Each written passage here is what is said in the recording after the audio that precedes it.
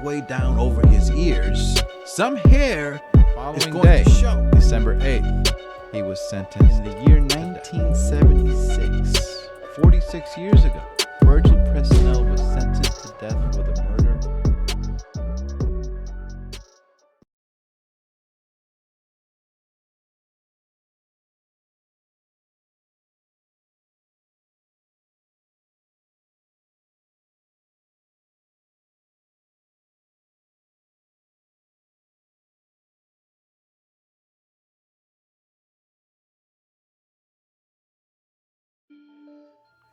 Hello and welcome again to the Death Row and Executions channel. I'm Paco Rivera.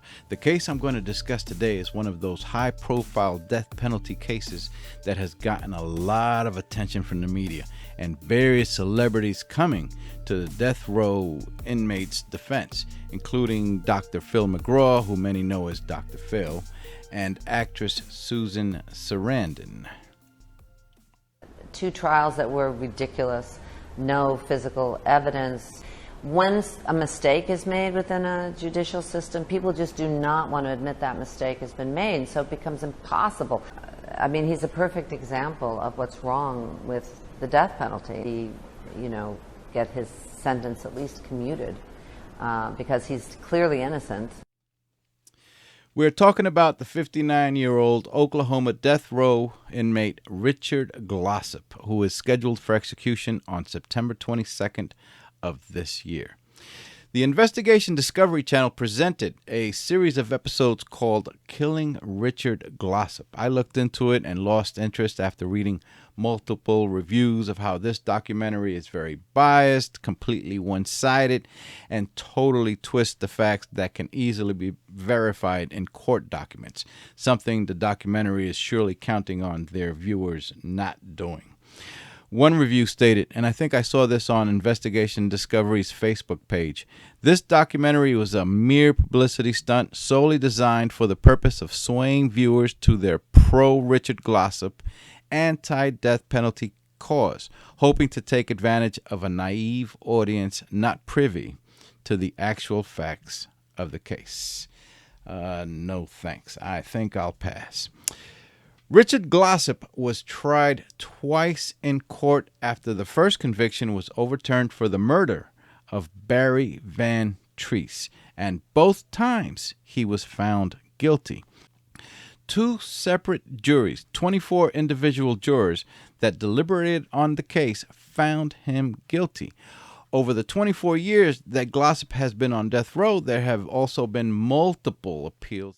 3 times Glossip was moments away from being walked into the execution chamber. 3 times he had a last meal. If I'm not mistaken, I saw a report that he ordered pizza each time. And each time, an appeal resulted in a last-minute decision for a temporary stay of execution. But those decisions had nothing to do with Richard Glossip specifically, or had anything to do with evidence for or against his innocence or guilt. It was more about mishaps with the drugs that the state of Oklahoma was using to carry out any execution. Many reports state that the conviction of Richard Glossip hinged mainly on the testimony of one man, Justin Sneed, who was the actual killer and who confessed to killing Barry Van Treese. And according to Sneed, it was Richard Glossip that masterminded and orchestrated the killing and robbery that followed. However, one juror in Glossip's second trial named Zach Vorbernick stated that Justin Sneed was a very minor factor in their decision to convict Glossip, that Sneed's testimony had to be taken with a, quote, grain of salt, unquote, and that Sneed's testimony against Glossip couldn't be completely trusted. That juror, on the other hand, told how it was mostly stories Richard Glossip told, stories that kept changing and didn't add up, and that had a lot more impact on why they found Richard Glossip guilty without a reasonable doubt. I mean, this is the most important decision I've ever made in my life. There was a man's life in my hands. I didn't take that lightly. I didn't make that decision hoping that I was right. A lot of the key factor to me was were indisputable facts that were after Barry Van Treese was beaten. We knew that we had to take his testimony with a grain of salt. We knew that he had made a plea agreement. We knew that he was a murderer. We knew that he was a 19-year-old kid that was terrified. But of the two stories that came out, Sneed's and Glossip's, Glossip's made no sense at all, and Sneed's fit the actual facts. So while juror Vorbenik hints that Justin Sneed, who confessed to being the hired killer, didn't have much of an impact on the jury's decision, he does say that Sneed's testimony fits the evidence, while Glossip's did not. Advocates for Richard Glossip are saying that the only reason Sneed insists that Glossip put him up to killing the motel owner is because detectives forced him to say that, by telling Sneed that if he doesn't testify that Glossip hired him, that he will surely get the needle. Well, while Sneed did lie at the start when he was arrested, saying Richard Glossip had nothing to do with the crime, he eventually told the story of how Glossip hired him to kill. And he testified to that in 1998 and again in the retrial in 2004. That first trial was 24 years ago. Sneed's plea agreement got him a sentence of life without the possibility of parole instead of death. That will never change. The law cannot change his sentence to death. Yet, to this day, Sneed has not changed his story. Sneed can now yell at the top of his lungs that Glossip had nothing to do with it, and his sentence won't change. But he hasn't done that. I mean, for the most part of it, it's the same as I told the juries to their attorneys selecting the questions that they chose to select at the moments. It still goes back to the same factors that Mr. Glossip coerced me and pleaded with me for over 3 months. And the numerous amounts of money that he was offering me kept changing up to a point to that night and that incident where, like I said, he come to my room around 3:30 in the morning. Other than, yeah, he kept begging and pleading me until the point that he literally pushed me over an edge, right?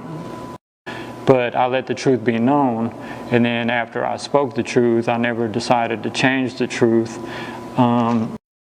But the urgency and everything that he was in it now, that kind of made me go over that edge, because I mean, his last words leaving my room was, well, if we don't do it tonight, then you just got to get out. You know what I mean? So then my brother left me there, only for Mr. Glossip to in turn be right on my bumper for the last 3 months of my stay there, to every time Mr. Van Treese showed up, that's what he wanted me to do. He wanted to pay me to kill him. And to the point to where it basically just got on my nerves up until the point until I gave him what he wanted. Glossip's lawyers wanted to present evidence that some jailhouse snitches told them that Sneed said Glossip wasn't involved. The jailhouse snitch said that Sneed told him that he set up Glossip as the fall guy. We all know how credible jailhouse snitches can be, especially when there's something in it for them. But Sneed doesn't have to say it to a jailhouse inmate buddy. His sentence won't change. He can say it in court, but he hasn't done that. Recently, a group of politicians from Oklahoma who are advocates for Richard Glossip hired a law firm called Reed Smith to look at the Richard Glossip case, and they will take on the case pro bono. That means free. The politicians, led by Representative Kevin McDougal, said that the independent investigation by a group of 20 lawyers from Reed Smith is not only pro bono, they will be objective and unbiased and not take any sides. In other words, fair to both sides, those for and against Glossip's guilt or innocence. Regardless of 2 court trials and all the jurors having found Richard Glossip guilty, this law firm with offices throughout the United States and even other countries will look at all the evidence and make an honest decision on Glossip's guilt or innocence. We put together an ad hoc committee a couple of months ago for the full purpose of finding a third party to investigate the case of Richard Glossip. I feel that we have somebody on death row who's been there for 24 years now that is completely innocent. We have a long-standing commitment to pro bono cases, and that does mean free. Our work on this case will not cost one penny, and our task is to come up with, develop, and do a thorough, complete, independent investigation. We're not on any one side. As it turns out, and surely to no one's surprise, the unbiased pro bono investigation called for by politicians trying to get Glossip off death row concluded that Glossip is innocent. I'm sure a lot of you have heard about some of these wrongful conviction cases and states having been ordered by a court judge to pay millions of dollars to the wrongfully convicted individual who spent decades in prison. Is there a chance that a huge law firm will take on a case pro bono with the option of later taking on the case of a wrongfully convicted man for a piece of that $10 or $20 million pie awarded by a judge? Some reports from the media stated that a bombshell letter written by Justin Sneed in the year 2007 was discovered by Reed Smith during their independent investigation. And in that letter, Sneed writes that he lied when he testified at trial about Glossip's involvement. That letter that he wrote to his lawyer was a very brief and vague letter. In it, he wrote, "There are a lot of things right now that are eating at me. Some things I need to clean up. If I can't get in contact with you, I'm going to try to contact the indigent defense over his case or the DA's office. I think you know where I'm going with this. It was a mistake reliving this." In a separate note, he wrote, "I wish not to cause the Van Treese family any more pain."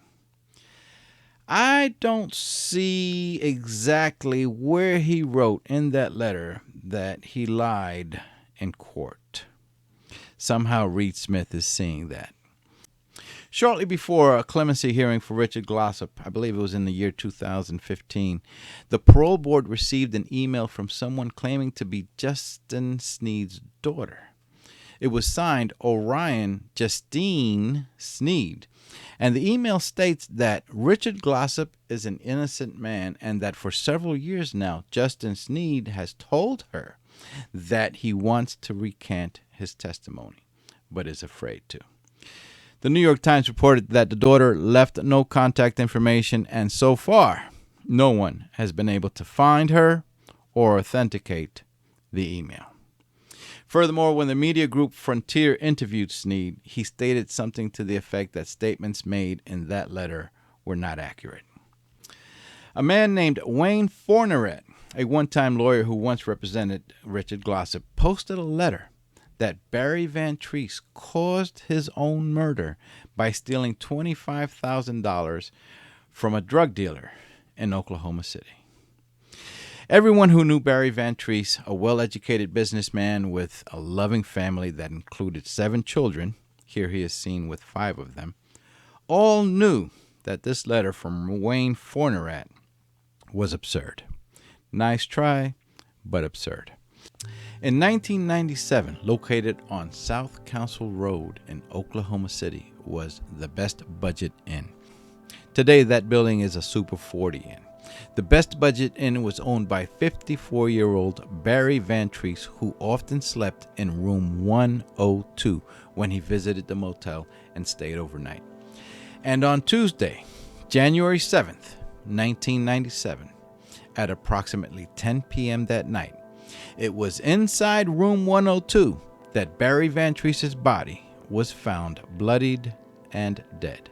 He was found by a partner of Van Treese named Cliff Everhart, who was accompanied by a police officer. Cliff Everhart and Officer Tim Brown had been comparing notes that evening, and how the stories Richard Glossip was telling them just don't mesh was the term Everhart used when testifying. That's when they decided to go to check room 102.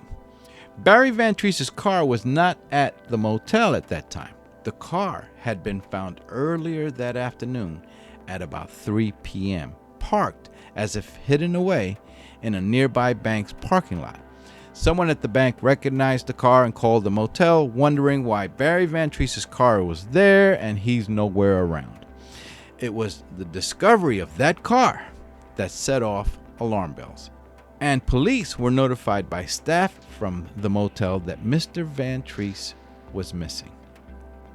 Earlier that Tuesday morning, the desk clerk, an older woman named Billie Hooper, was under the impression that the owner, Barry Van Treese, was going to be staying there overnight. She asked Richard Glossip, "Where is Barry?" Richard Glossip told Billie that Barry got up early that morning to have breakfast and was then going to the store to buy some supplies. Mind you, Barry Van Treese was killed at about 4 o'clock in the morning, but nobody knew that except Glossip and Justin Sneed. Sometime later that morning, Barry's wife, Donna, called and spoke with Glossip. She was worried because it had been quite a while since she last heard from her husband, who is diabetic. Glossip told Donna to not worry. He is fine, and went to get some supplies for the motel renovations.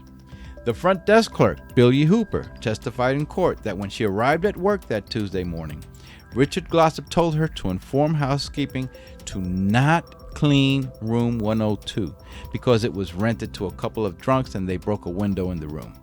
And he told her that Barry Van Treese slept in room 108. Barry's partner, Cliff Everhart, testified that Glossip told him that room 102 was rented to 2 drunk cowboys that got into a fight and broke the room's window. Officer Tim Brown, who was also an acquaintance of Glossip and others at the motel, along with Van Treese's partner Cliff Everhart, arrived at the motel after hearing about how Barry's car was strangely found in a nearby bank's parking lot, but Barry is nowhere to be found. Officer Tim Brown would later say that Richard Glossip told him that he had seen Barry walking through the motel's parking lot earlier that morning.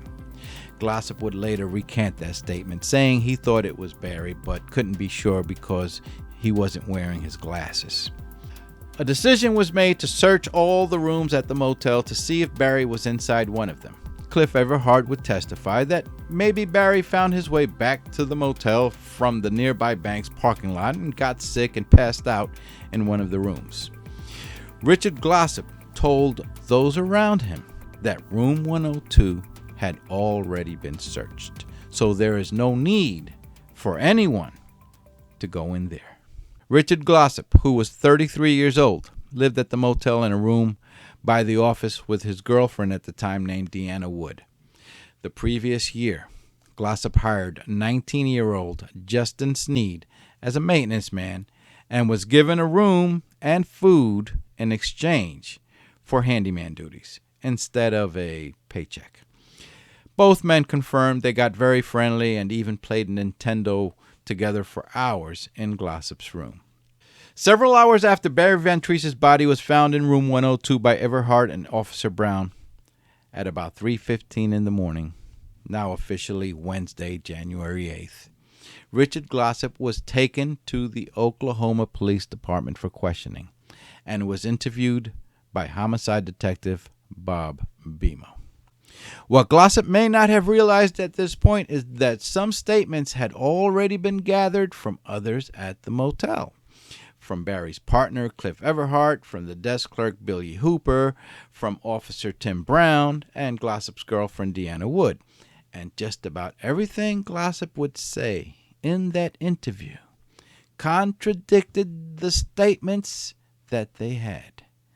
They had not obtained a statement, however, from Justin Sneed because that man had disappeared. And the one statement that seemed to be universal amongst everyone that day at the motel was how Richard Glossip was obviously doing everything he could to keep everybody away from room 102. Glossip was now saying that the last time he saw Barry Van Treese was when Treese had stopped in on Monday night about 7:30 in the evening. And that's what he had told everyone that day, not on Tuesday morning. that he never said Barry was fine and headed out to get breakfast and building supplies. Everybody asked me, when was the last time I seen Barry? 7:30 the night before. And that's exactly what I told BMO. They decided I was making conflicting statements. I never said I seen him that morning, and I've always said from day one that it was 7:30 the night before. So everyone saying that Glossip told him or her that he had seen Barry Van Treese in the morning is lying. The desk clerk, Billy Hooper, is lying. Barry's wife, Donna Van Treese, is lying. Police officer Tim Brown is lying. They are all lying. Glossip told Detective BMO that Barry Van Treese told him on Monday night that he was headed to Tulsa, Oklahoma, where he owned another motel.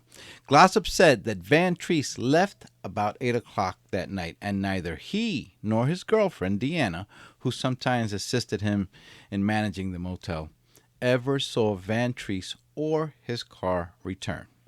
What Glossip doesn't tell the detective is that Van Treese had taken the keys to room 102 with him when he left to go to Tulsa and was obviously expected to return.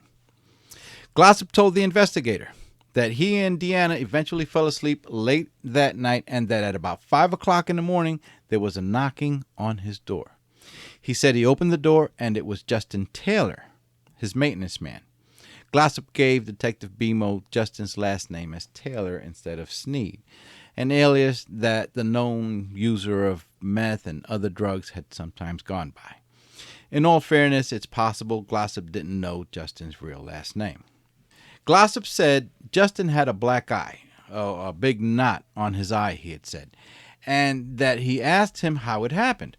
He said Justin told him that he slipped in the shower and hit his face against the soap dish sticking out from the wall. Glossip said that Justin then told him that some drunks rented room 102, the room that the owner, Van Treese, often uses when he sleeps over. The drunks got out of hand and broke a window, and there's broken glass. Glossip said that he asked Justin where the drunks are now and that Justin told him that he ran them off the property. Glossip told the detective that he then ordered Justin to go clean up the glass and in the morning to go buy a plexiglass to replace the broken window so that no glass falls out onto the grounds outside and some children may get hurt. Glossip said this whole conversation with Justin took place at about 5 o'clock in the morning. Glossip then told Detective BMO that he went back to his room to sleep. He said that he was awakened by Justin again about 8 or 8:30 that morning, and Justin told him that the plexiglass he bought won't fit. So he told Justin to attach it to the outside of the window, and he will contact the glass company later. He then spoke to the desk clerk, Billy Hooper, when the office for the motel was open for business, and asked her to wake him up at 1 o'clock, and that he then went back to sleep. Glossip said the maintenance man, Justin, fixed that window while Glossip was sleeping. Glossip told Detective BMO that after getting out of bed about 1:30 that afternoon, he and his girlfriend, Deanna Wood, got dressed and went to Walmart, and that while shopping, he was paged on the Walmart speakers about an emergency call. He got to a telephone in Walmart and was connected to the motel's front desk clerk telling him he needs to get back right away because Barry Van Treese is dead. He said that when he got back to the motel that Barry wasn't dead, he was just missing. He tells Detective BMO that Justin told him that all the rooms were searched and Barry was not found. Glossip said that somebody found Barry's car parked somewhere and people assumed he must be dead. That there was even a police officer waiting at the motel when he returned. The detective asked Glossip if he knew where Justin was now, and he answered, "I wish I knew." Glossip then said that on Tuesday afternoon, while headed to Walmart, he first went to pick up some new eyeglasses, and they later stopped at a jewelry store where he bought his girlfriend, Deanna, a cheap engagement ring for $100. The detective asked Glossip if he ever told anyone that he rented room 102 to two cowboys that got drunk and broke the window. Glossip says he never told that to anyone. Glossip says that the room wasn't rented to anyone. Remember, he had told the desk clerk that room 102 was rented to a couple of drunks that broke the window, and he had said the same thing to Cliff Everhart. Glossip tells BMO that Justin later said the drunks were outside the room fighting and broke the window, and that Justin ran them off. Investigators at the police department released Richard Glossip without having any charges to hold him on at the moment, even though detectives admit that they were highly suspicious of Glossip because of his behavior and how his stories seemed to contradict everyone else's, and how it appeared that Richard Glossip had spent the previous day trying to keep everyone away from room 102. Now, it seemed, he was also trying to keep everyone away from Justin Sneed. It was now Wednesday morning. After that first interview with the investigators in the middle of the night, Glossip returned to the motel, and soon after he began selling all his personal possessions. He sold his fish aquarium to Barry's partner, Cliff Everhart, and made the statement, "I'm going to be moving on." At some point, he had a conversation with the manager of the Tulsa motel and said the same thing, that he was going to be moving on. Now, why Richard Glossip, just hours after being interrogated by police investigating the murder of Barry Van Treese, suddenly began selling all his stuff, and what exactly he meant by telling several people, "I'm going to be moving on," we don't know for sure. But police weren't taking any chances. When they got wind of it, they picked up Richard Glossip again, and there was a second interview. And almost everything he had said in the first interview had now changed. One of the first things he says is the following: "I never should have lied. I've never been in trouble." Well, that's not totally true. He did commit multiple driving violations that got his driver's license suspended, and he was driving without a license at the time of the murder. He was also arrested for disorderly conduct in 1981 when he was 18 years old. Okay, maybe we're nitpicking a bit here. If by trouble he means the kind that he can do long prison time for, then fine. In this second interview, he now says that when Justin Sneed knocked on his door during the early morning hours, Justin told him that he killed Barry Van Treese. He says he went to help Justin Sneed cover the broken window. A shower curtain was then hung on the window inside the room using duct tape to hold it in place. This was done with Barry Van Treese's dead body on the floor.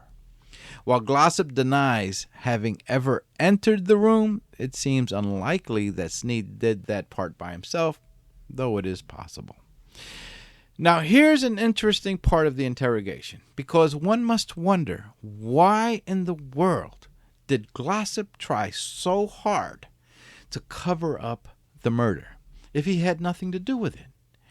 If he had nothing to do with the murder, then why protect a 19-year-old meth head drug addict?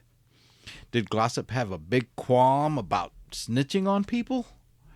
When Detective Bimo asked Glossip why he lied in the first interview, Glossip says because he was scared of losing his girlfriend, Deanna Wood. What is that supposed to mean? Here, listen to it for yourself. Here we are. So when you come down here, you didn't tell us the whole truth when we interviewed you, did you? No. Why didn't you tell us? Scared. He's trying to protect. No, not trying to protect him. The reason I didn't tell you the truth, it was to protect me. I don't want to lose her. I love her to death. And it's just one of them things to where you run into a certain person in your life, and this is that person for me. But you already knew.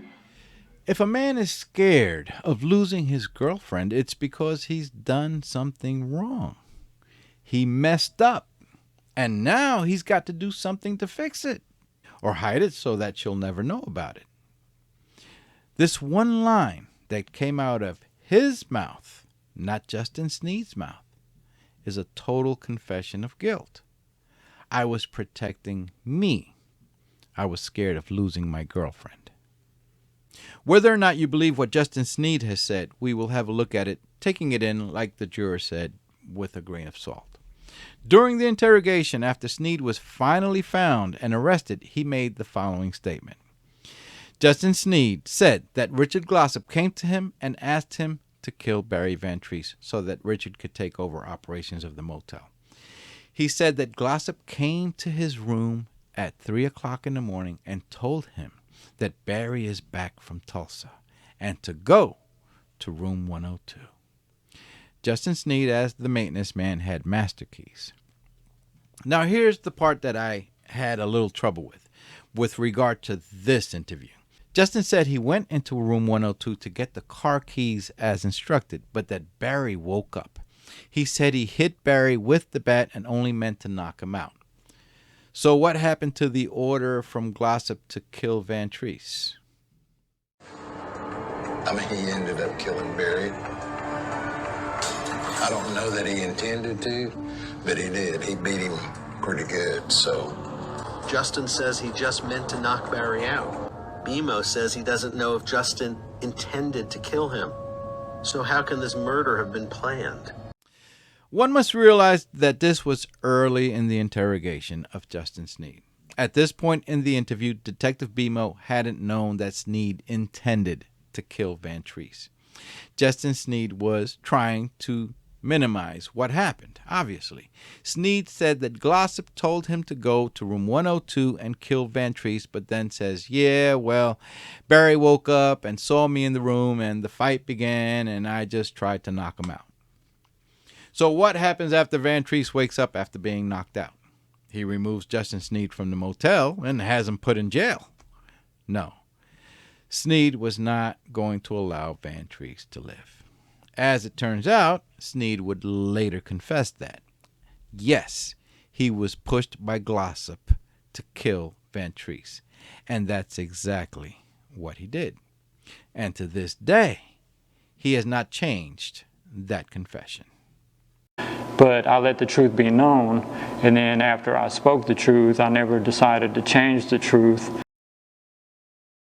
I let the truth be known, and after I spoke the truth, I never decided to change the truth. Advocates for Glossip are saying that Sneed was forced to say that Glossip ordered him to kill Van Treese. That detectives told Sneed if he doesn't tell a court that Glossip hired him, he will get the needle. Well, even though, like I said earlier, Sneed's sentence can't be changed, so for the past 24 years, he's been forced to say the same thing. The question here is this: what was Sneed's motive for killing Barry Van Treese? To all of you who say that Sneed acted alone in murdering Van Treese, for what reason did he do it? To get the money that was under the car seat of Van Treese's car outside the motel? If that's the case, then why not just go out to the car, break in, and get the money? Why go to room 102 with a bat? Now let's talk about the money, because there has been a lot of he said, she said about that from both sides. When Glossip was arrested, he had about $1,200 in cash on him. Sneed had about $1,600 hidden away in a Crown Royal bag back in the apartment where he was staying with friends after disappearing from the motel. Financial records presented at trial showed that on Monday, hours before the murder, Glossip borrowed $20 from the motel cash register to get him through the day. Glossip's girlfriend testified that they pretty much lived paycheck to paycheck, so that would lead one to believe that Glossip had no savings to speak of. Justin Sneed says he and Glossip split the $4,000 found under Van Treese's car seat, and the evidence supports that. After calculations were made by investigators, they say that even after selling all his possessions, Glossip should not have had that much money on him. So Justin Sneed says he removed an envelope with $4,000 from under the car seat, and that Glossip had told him that's where Barry hid the money, in his car. It's a good thing Sneed didn't look in the trunk. Investigators apparently found another $23,000 in there. And if Sneed had looked in the trunk, we may have had a situation where both men would have had to explain a much larger pile of money in their possession. But I don't want to get into much more details about how over $1,000 was found on Richard Glossip when he was arrested. Maybe he had a big piggy bank or a cookie jar in his room loaded with money that he wasn't stealing from the motel.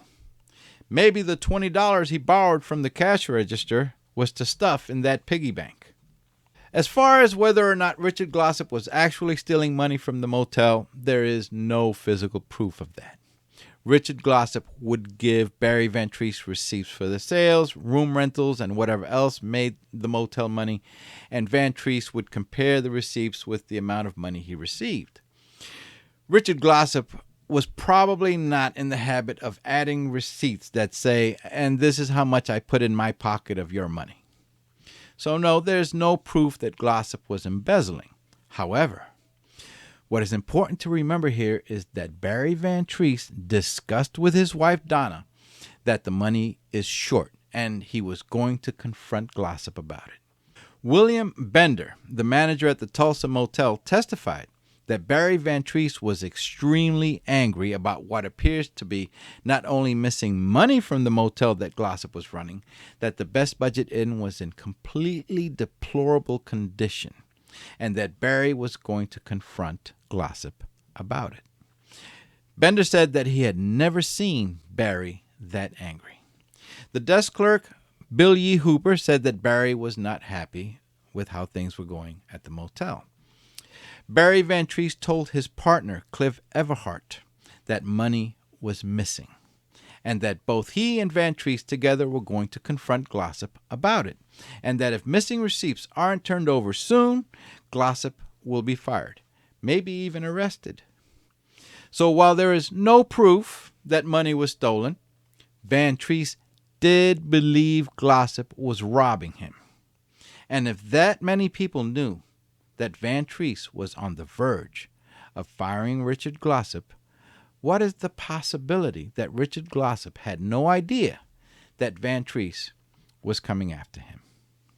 In yet another Hail Mary attempt by advocates and defense attorneys for Richard Glossip, they bring up how in 1999 the DA's office tossed out a box of evidence. We have a box of evidence that's completely missing because the DA or the police, somebody, destroyed the evidence.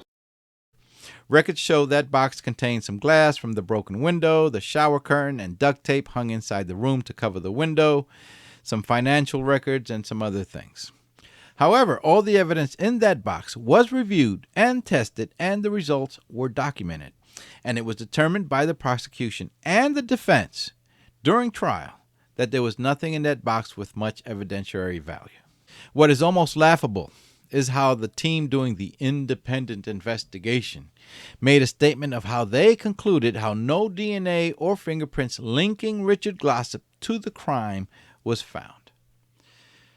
Of course his DNA and fingerprints weren't found on or around Van Treese's body. Haven't you heard? Investigators have said that Glossip hired someone else to do it. In a recent letter from the Attorney General's office in Oklahoma, John O'Connor responds to a request made for a stay of execution by writing, "The Oklahoma Court of Criminal Appeals has heard Glossip's case on appeal following his retrial and concluded that the evidence presented to the jury and judge proved beyond reasonable doubt that Glossip enlisted Justin Sneed to kill Mr. Van Treese in January of 1997. Two juries looked at all the evidence in the case. In Richard Glossip, they saw a man who was about to lose his cozy, rent-free, bill-free lifestyle. The jurors saw that he had a puppet to do his bidding named Justin Sneed. They saw a man who lied to everyone around him on the day Barry Van Treese was killed and admittedly did everything he could to cover up a murder and protect the killer from getting caught. Because if the killer is caught, the killer might talk. They saw how Glossip was selling his big flat-screen TV, video game consoles, and everything else, except his car, in an attempt to get the heck out of Dodge when investigators were closing in on him. And they saw a man who said, "The reason I didn't tell you the truth was to protect me." A general rule of thumb with juries: an innocent person will not lie. An innocent person will not run. If you do this, you will be convicted. It wasn't Justin Sneed's statements that got Richard Glossip convicted. It was Richard Glossip's statements that got Richard Glossip convicted. If he had kept his mouth shut after Justin Sneed knocked on his door at about 5 o'clock in the morning and not talked to anybody that day, and then invoked his right to remain silent after being taken to the police department for questioning, he just might have gotten away with this. It would have been his word against Justin's. But Glossip likes to talk. And it was from his mouth that everything came out about arranging the murder of Barry Van Treese. A clemency hearing for Glossip will be held this month by the Oklahoma Pardon and Parole Board, scheduled for August 23rd. Richard Glossip is expected to speak at that hearing, and his lawyer is expected to provide evidence that Justin Sneed lied about Glossip's involvement in the murder. The way things have been sounding with this case, it doesn't appear that Glossip will be requesting a lighter sentence. He wants to be released. Let's go to this hearing and allow everybody to bring their evidence to the table. And I guarantee you, if they do that, Richard Glossip walks out a free man. Well, let's see what happens. I'll provide an update on the outcome of that clemency hearing in the description below this video shortly after that hearing takes place. One interesting note. When Richard Glossip and his girlfriend were shopping at Walmart and he received an emergency page to call the motel, he decided to leave everything in the shopping cart before leaving the store, except several cans of air freshener. Yes, he must have the air fresheners. He grabbed those, took them to the register, and paid for them before heading back to the motel. A bunch of air fresheners had to go back with him. If you would like to see more of these death row stories, please subscribe so that you are alerted when the next one comes out. I'm Paco Rivera.